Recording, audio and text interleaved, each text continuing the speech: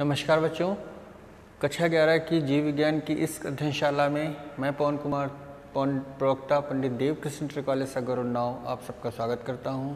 बच्चों, आज की इस अध्ययनशाला में हम लोग उच्च पाठकों में प्रकाश संश्लेषण के भाग 2 का अध्ययन करेंगे। बच्चों, इससे पूर्व की कक्षा में आप लोगों ने उच्च पाठकों में प्रकाश संश्लेषण भाग 1 का अध्ययन किया था। आइए उसमें आप लोगों ने क्या क्या जानकारी की थी उसका एक बार पुनरावलोकन करते हैं। बच्चों, इस भाग 1 में प्रकाश संश्लेषण का जो भाग 1 था उसमें आप लोगों ने देखा कि प्रकाश संश्लेषण क्या होता है, प्रकाश संश्लेषण से संबंधित प्रारंभिक प्रयोग क्या थे, इसके विषय में आप लोगों ने अध्ययन किया। प्रकाश संश्लेषण पौधों के किस भाग में संपन्न होता है इसके विषय में जानकारी ली। हरितलवक की रचना कैसी होती है इसके विषय में आप लोगों ने अध्ययन किया। प्रकाश संश्लेषण के प्रमुख बिंदु क्या क्या होते हैं इसके विषय में हम आपने अध्ययन किया। फिर प्रकाश संश्लेषण से संबंधित विभिन्न वर्णक कौन कौन से होते हैं इसके विषय में आप लोगों ने अध्ययन किया। प्रकाशीय स्पेक्ट्रम क्या होता है इसके विषय में जानकारी प्राप्त की। रेड ड्रॉप और इमर्शन का प्रभाव क्या होता है इसके विषय में भी जानकारी ली गई। वर्णक तंत्र प्रथम और वर्णक तंत्र द्वितीय, जिन्हें पीएस फर्स्ट और पीएस सेकंड के नाम से भी जाना जाता है, इनके विषय में हम लोगों ने अध्ययन किया। तथा प्रकाश संश्लेषण की क्रिया में भाग लेने वाले वर्णक, जो प्रमुख वर्णक होते हैं, उनके विषय में भी हम लोगों ने अध्ययन किया था।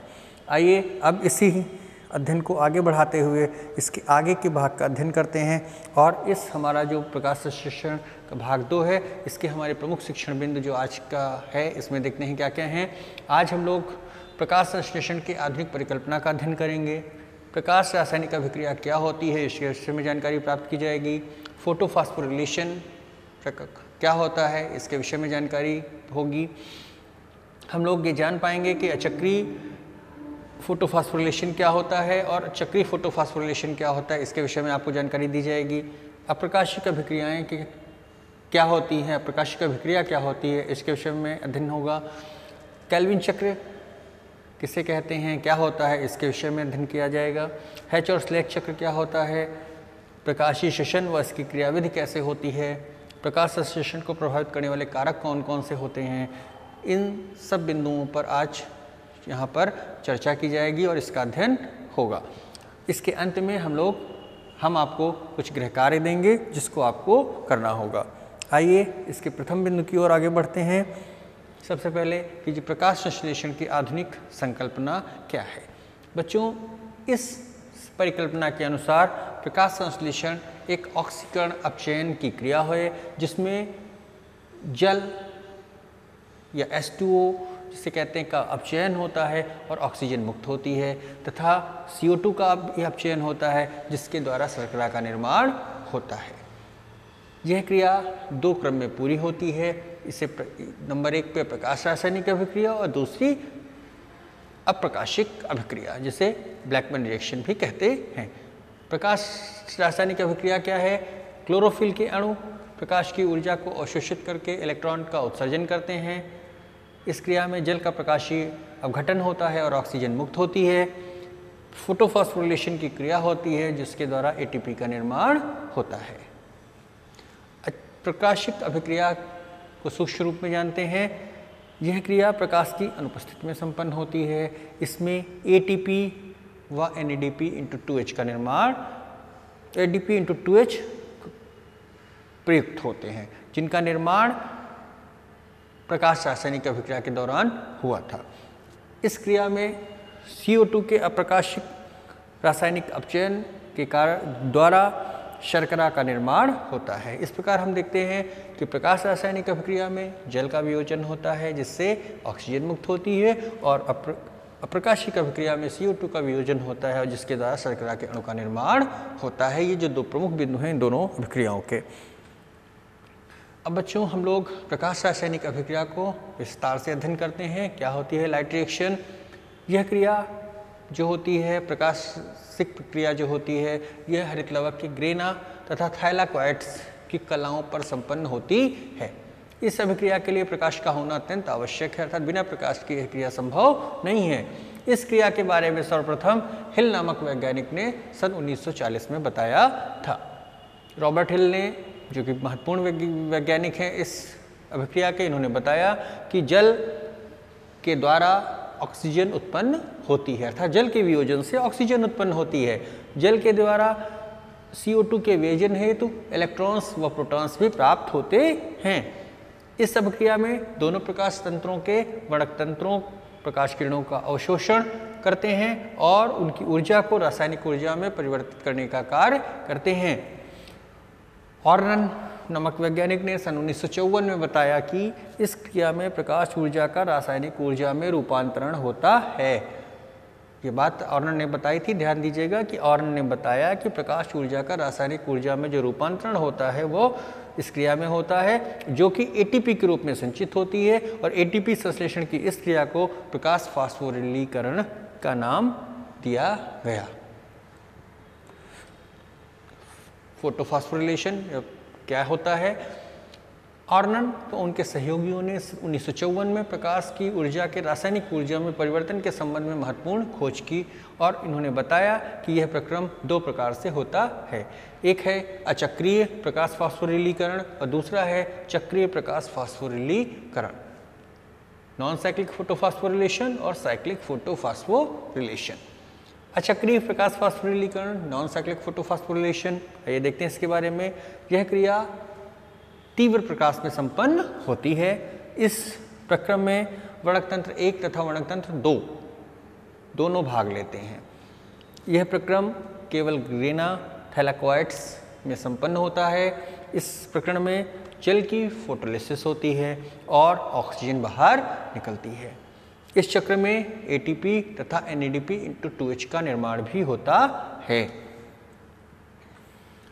इस चित्र के द्वारा नॉन साइक्लिक फोटोफॉस्फोरिलेशन को दिखाया गया है। इसमें यह बताया गया है, इसके जो प्रमुख बिंदु हैं, आगे बिंदुवार हम इसका विवरण देंगे।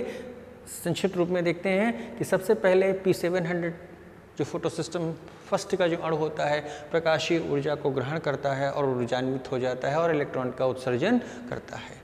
ये इलेक्ट्रॉन प्रथम इलेक्ट्रॉन ग्राही द्वारा ग्रहण कर लिए जाते हैं तथा फिर ये NADP को स्थानांतरित कर दिए जाते हैं। जब P700 से इलेक्ट्रॉन का उत्सर्जन हो जाता है, उसके ठीक कुछ समय बाद P680 अर्थात PS जो सेकंड का अणु होता है, ये भी प्रकाश की ऊर्जा को ग्रहण करके ऊर्जान्वित होता है और इससे भी इलेक्ट्रॉन्स का उत्सर्जन होता है। और ये जो इलेक्ट्रॉन्स होते हैं, ये प्रथम इलेक्ट्रॉन ग्राही के द्वारा से होते हुए PS फर्स्ट में चले जाते हैं और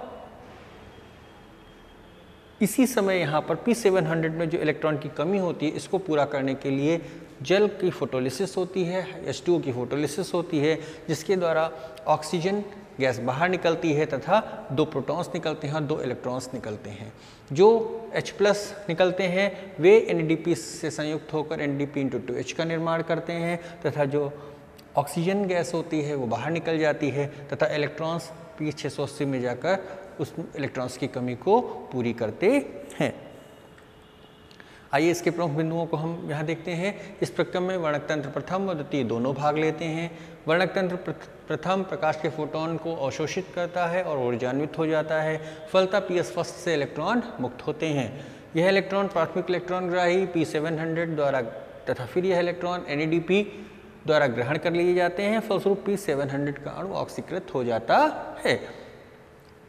इसी प्रकार से क्या होता है, फिर PS2 का भी जो अणु होता है, PS2 जो होता है, विभिन्न प्रकार के फोटोन को अवशोषित करता है, ग्रहण करता है और ऊर्जान्वित हो जाता है और इलेक्ट्रॉन का उत्सर्जन करता है, जो कि P680 द्वारा ग्रहण कर लिया जाता है। P680 से इलेक्ट्रॉन प्लास्टोक्विनोन साइटोक्रोम कॉम्प्लेक्स प्लास्टोसियानिन से होता हुआ PS फर्स्ट में चला जाता है। इस प्रकार PS फर्स्ट अपचयित हो जाता है। PS2 जब PS2 द्वारा प्रकाश के अवशोषण से इलेक्ट्रॉन का उत्सर्जन होता है तो जल का प्रकाशीय अपघटन भी हो जाता है, जैसा कि मैंने पूर्व चित्र में आपको बताया, और जिससे ऑक्सीजन, प्रोटॉन व जल के साथ इलेक्ट्रॉन भी निकलते हैं। इस चित्र में, इस रिएक्शंस में आपको दिखाया गया है कि H2O का किस प्रकार से वियोजन होता है। H+OH- में OH इलेक्ट्रॉन्स का उत्सर्जन करता है, OH के द्वारा H2O और O2 का निर्माण होता है।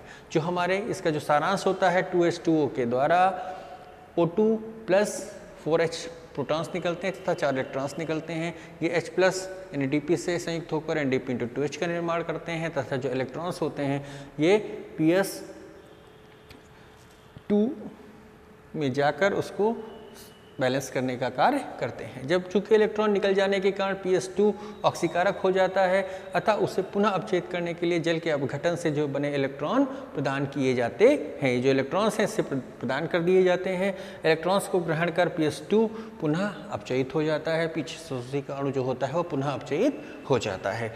इस क्रिया में जल से उत्पन्न H+ आयन जो होते हैं वे PS1 से इलेक्ट्रॉन प्राप्त कर NADP से मिलकर NADP × 2H का निर्माण करते हैं।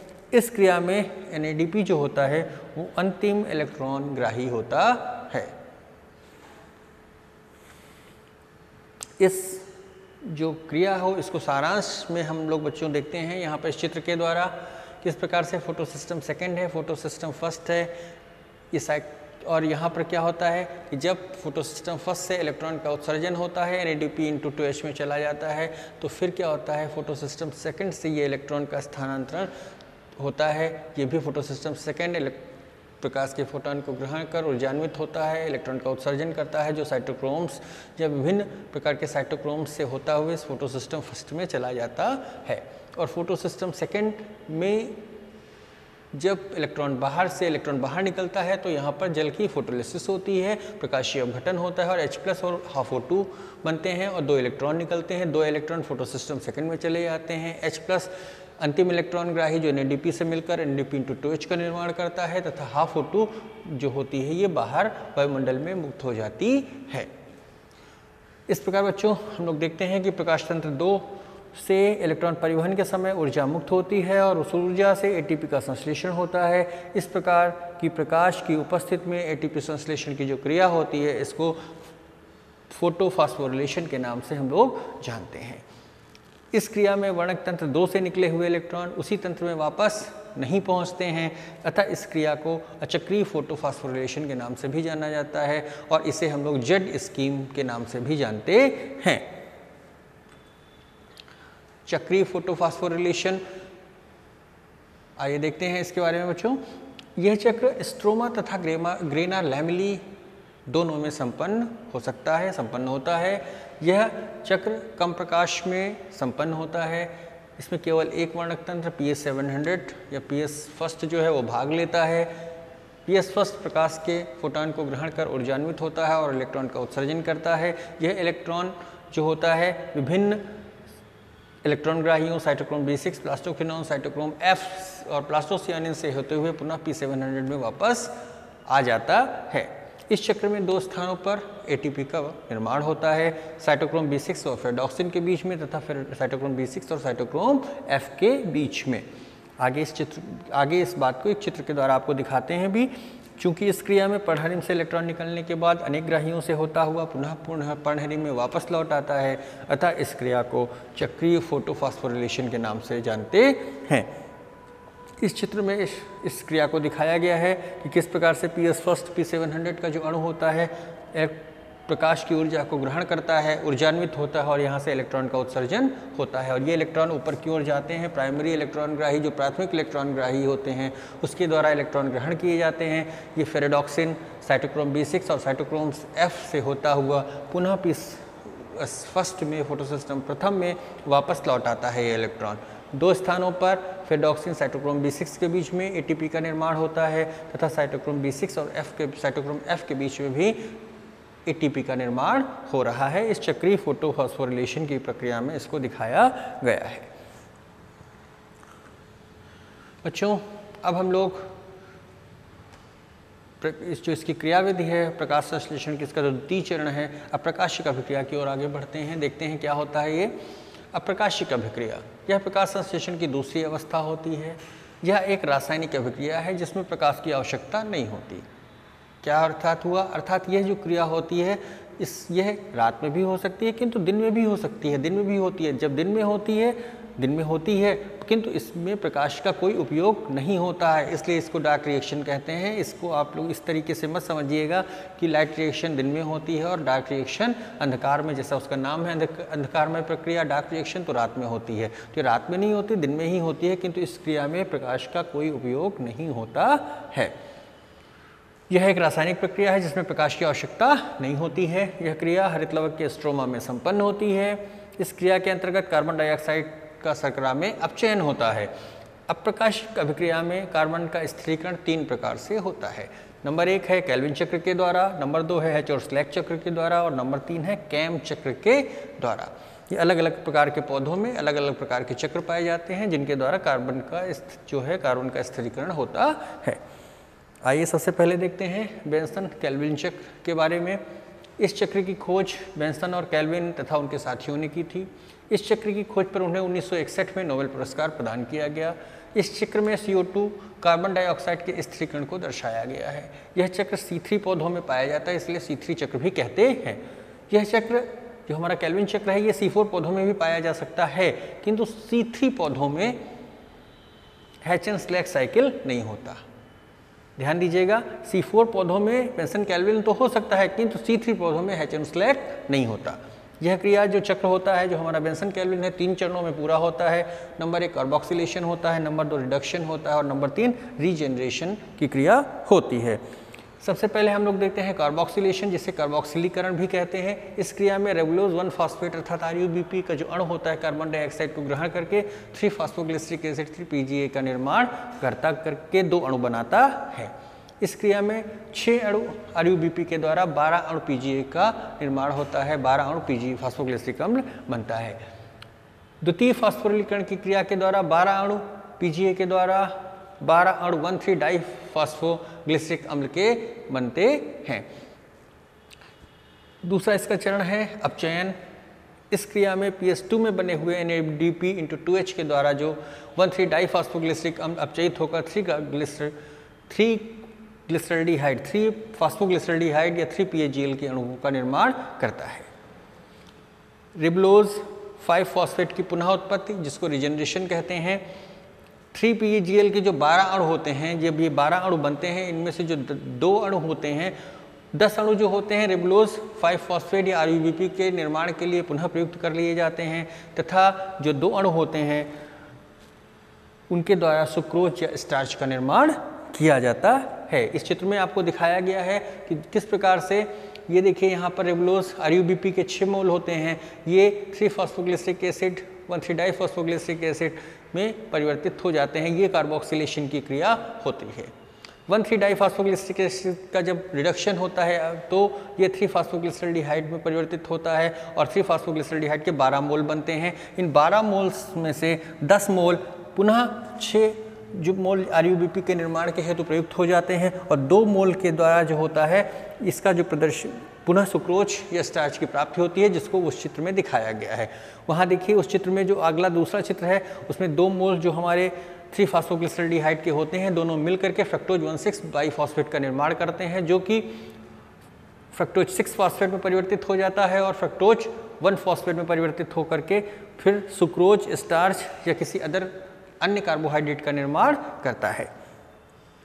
इस क्रिया में हमने कार्बोक्सिलेशन, रिडक्शन और रिजनरेशन को अलग अलग दिखाया है, जिसमें रिबुलोज 1,5 फॉस्फेट का कार्बोक्सिलेशन होता है, 3 का फास्फोग्लिसरिक अम्ल बनता है, 3 फास्फोग्लिसरिक अम्ल का रिडक्शन होता है और फास्फोग्लिसरल्डिहाइड के 12 अणु का निर्माण होता है, जिसमें से 10 अणु रिजनरेशन की क्रिया के द्वारा रिबुलोज 1,5 बाईफॉस्फेट RuBP का निर्माण करते हैं, तथा जो 2 अणु होते हैं वे सुक्रोज और स्टार्च का निर्माण करते हैं।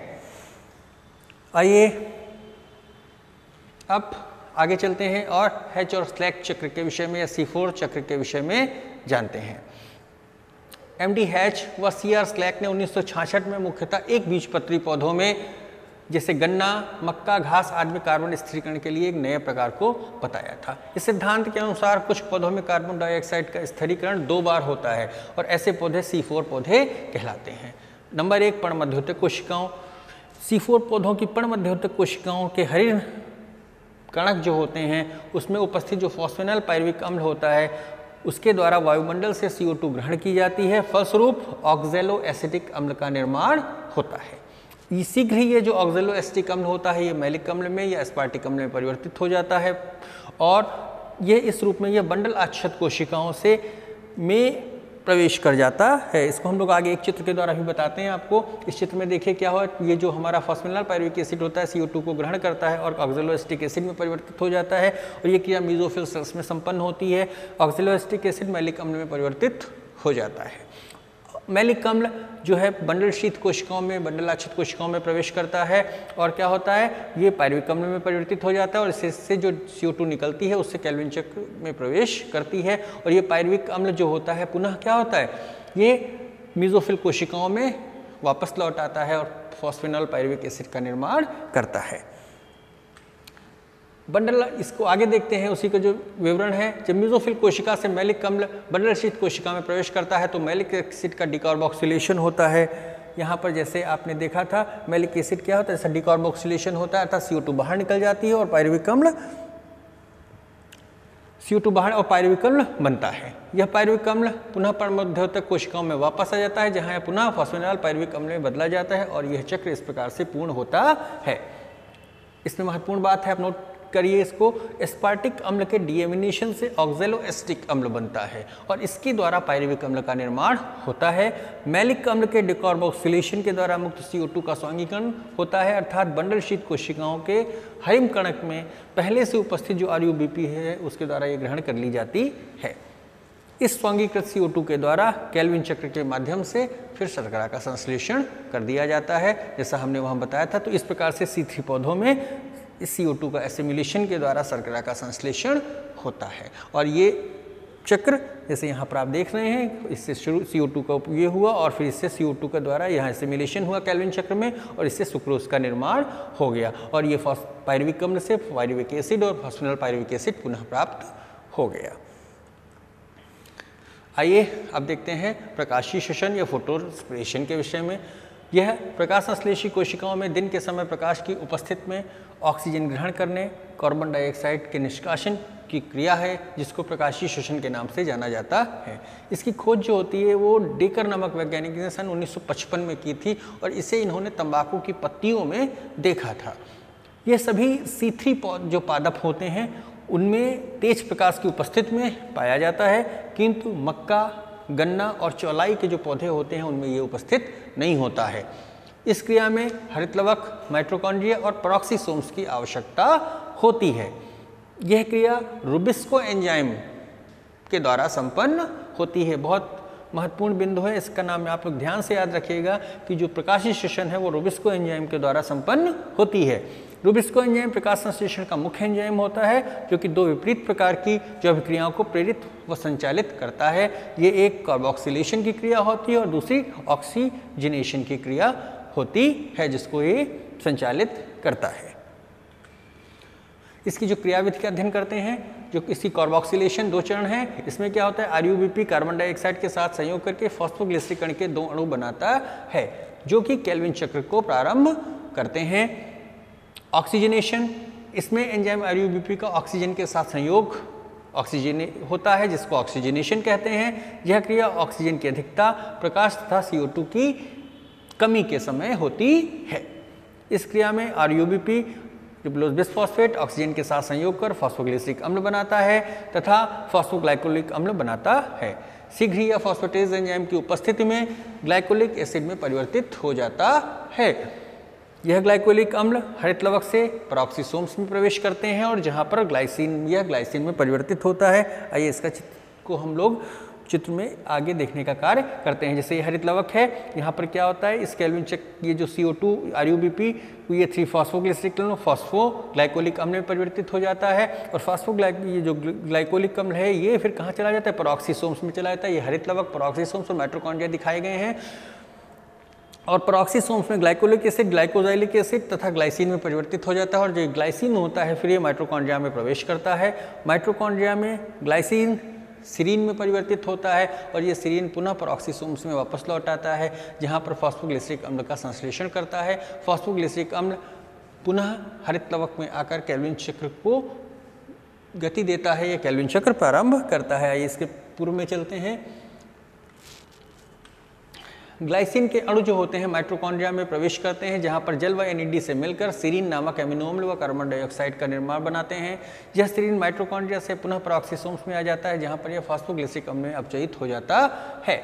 यह फॉस्फोग्लिसरिक अम्ल पुनः हरित लौह में चला जाता है, जहां पर यह C3 चक्र अर्थात केल्विन चक्र में प्रवेश करता है। इस प्रकार से यह क्रिया संपन्न होती है। आइए देखते हैं इसका महत्व क्या है। इस क्रिया का कोई जैविक महत्व नहीं है, कोई स्पष्ट महत्व नहीं है। यह वास्तव में एक नष्टकारी क्रिया होती है। इसमें पौधों की उत्पादकता कम होती है। यह क्रिया ATP के निर्माण से भी संबंधित नहीं होती है। इस चित्र को हम लोग देख ही चुके हैं। आगे देखते हैं प्रकाश संश्लेषण को प्रभावित करने वाले कारक। प्रकाश संश्लेषण को अनेक कारक प्रभावित करते हैं। कुछ वैज्ञानिकों के अनुसार किसी कारक की वह मात्रा जिसमें प्रकाश संश्लेषण की क्रिया आरंभ होती है उसे निम्नतम बिंदु कहा जाता है। जिस बिंदु पर प्रकाश संश्लेषण अधिकतम होता है उसे अनुकूलतम बिंदु कहते हैं, और कारक की वह सीमा जिसके ऊपर प्रकाश संश्लेषण नहीं होता है उसे प्रकाश संश्लेषण का उच्चतम बिंदु कहते हैं। और ये तीनों बिंदु कार्डिनल बिंदु कहलाते हैं। ब्लैकमैन ने इस विचारधारा का खंडन किया और उन्होंने 1905 में बताया कि यदि किसी अभिक्रिया पर अनेक कारक एक साथ प्रभाव डालते हैं तो इसकी दर का निर्धारण उस समीपस्थ कारक द्वारा होगा जो कि न्यूनतम मान वाला हो। केवल इस कारक की मात्रा में वृद्धि से क्रिया की दर को बढ़ाया जा सकता है। इस कारक को ही उन्होंने सीमा कारक या सीमाबद्ध कारक का नाम दिया। आइए देखते हैं कि प्रकाश संश्लेषण पर विभिन्न कारकों का क्या प्रभाव होता है। प्रकाश का प्रभाव, प्रकाश रंग का प्रभाव। इसमें प्रकाश संश्लेषण लाल किरणों में सबसे अधिक तथा नीली किरणों में उससे कम तथा हरी किरणों में बिल्कुल कम होता है। तीव्रता, प्रखर प्रकाश में उगने वाले पौधों को प्रकाशरागी तथा छाया में उगने वाले पौधे छायारागी कहलाते हैं। जो पौधे प्रकाशरागी होते हैं उनमें प्रकाश संश्लेषण की दर अधिक होती है। अवधि, पौधों के लिए जो 10 से 12 घंटे का प्रकाश पर्याप्त होता है। लगातार प्रकाश देने से पौधों में प्रकाश संश्लेषण की दर पर कोई प्रभाव नहीं पड़ता है। तापमान का प्रभाव देखते हैं। अधिकांश पौधों के लिए अनुकूलतम ताप 25 से 30 डिग्री होता है। 10 डिग्री से कम और 25 डिग्री से अधिक तापमान पर प्रकाश संश्लेषण की दर काफ़ी कम हो जाती है।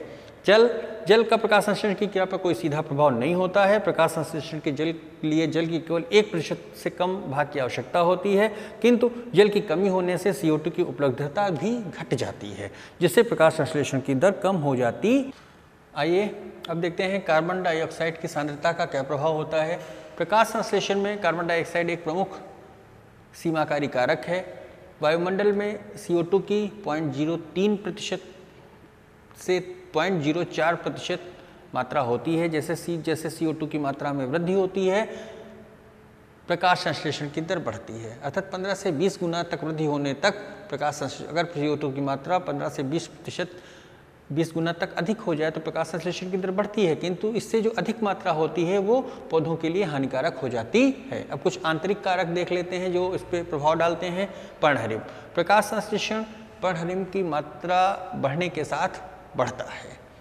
जीवद्रव्य कारक, यदि किसी पौधे को अंधेरे से प्रकाश में लाया जाता है तो उसमें प्रकाश संश्लेषण की क्रिया तुरंत शुरू नहीं हो पाती है। पत्ती की आंतरिक रचना, यदि पत्ती में जो उपस्थित रंध्र हैं उनकी संख्या, पत्ती में उपस्थित हरित लौह की व्यवस्था, इन सब का प्रकाश संश्लेषण की जो दर है उस पर प्रभाव पड़ता है। यदि वे सही मात्रा में और सही जगह व्यवस्थित हैं तो प्रकाश संश्लेषण की दर अधिक होगी। यदि ये विपरीत परिस्थितियों को प्रदर्शित करते हैं तो प्रकाश संश्लेषण की दर कम हो जाती है।